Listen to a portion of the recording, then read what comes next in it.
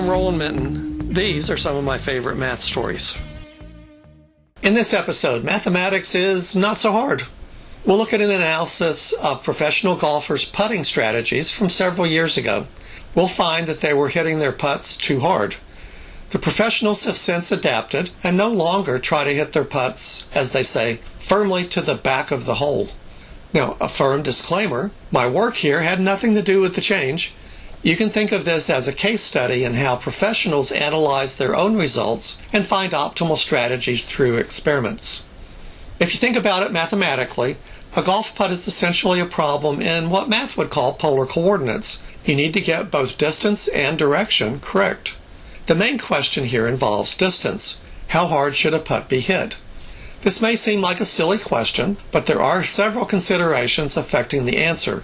One is the break.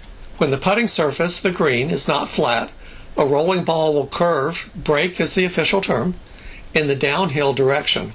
So you might need to aim to the left of the hole if the grain tilts to the right. The harder the putt is hit, the less time the ball has to break before reaching the hole.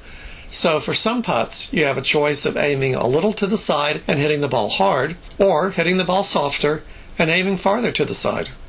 A second consideration is bad breaks.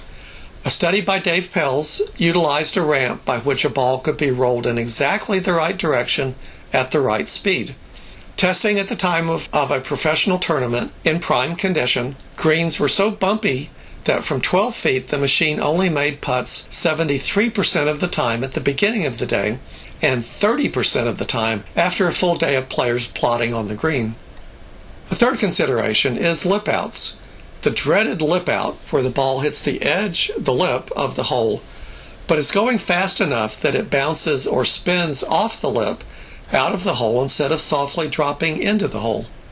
And another consideration is comebacks. What happens if you do not make the putt? Well, the harder you hit the putt, the farther it will roll, and the longer your next putt will be, giving you a chance to miss that one to come back also. So, how hard should a putt be hit? Well, this is clearly an important question for golfers of all abilities. Teaching guru Dave Pelz studied this in the 1980s and came up with a simple guideline. Hit the putt so that if it misses, it will go 17 inches past the hole.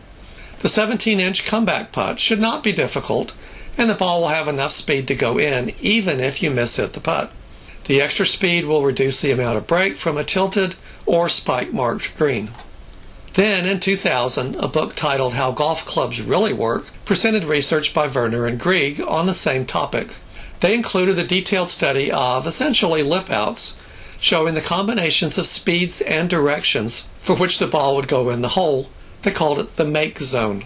This oval shows the stopping points in inches where a made putt moving left to right would have stopped if the hole, centered at 0, and radius 2 1/4 inches, had not been there. Notice in this graph that a putt struck exactly at the center of the hole could have a wide range of speeds and go in.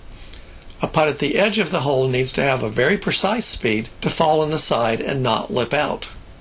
Their conclusion was that putts of most distances should only be hit hard enough to go 6 or fewer inches past the hole. Well, which answer is correct? Possibly both of them in their own time. A trend in golf has been for greens to get faster, meaning that a putt of a given speed will roll farther. Groundskeeping research has also reduced the amount of random bumpiness that Pelz found. My contribution was to redo Werner and Grieg's calculations and compare the results to data from professional putts from 2007 to 2010. My simulation basically tracked a putt from start to finish. The initial direction and speed were randomized using Werner and Grieg's measurements of standard golfer errors. Then the rolling ball was given random changes in direction along its path based on measurements of standard ball deflections from bumpy greens. If the stopping point of the putt was in the make zone, then the simulated putt was counted as good. In the simulations, I could then vary the target distance and find the optimal target distance. This, however, brings up one last question. Do I want for optimal the largest probability of making the putt? This will be shown in blue. Or do I want to minimize the number of putts, shown in red, taking into account what happens if the putt is missed? Here are the results. And here are the average distances of putts, misses only, from the professionals in 2010. The pros were clobbering their short putts. For a 3-foot putt, the simulation found the best distance was 3 feet plus 3 inches. The average pro value was 3 feet plus 23 inches. If you watch tournaments from this time frame, you'll see a lot of very impressive lip outs. The strategy of the time was to hit short putts hard to take out the break and to be aggressive, confident. How much does it matter? Here's a comparison of make percentages, actual in blue, versus the optimal target distance in the simulation.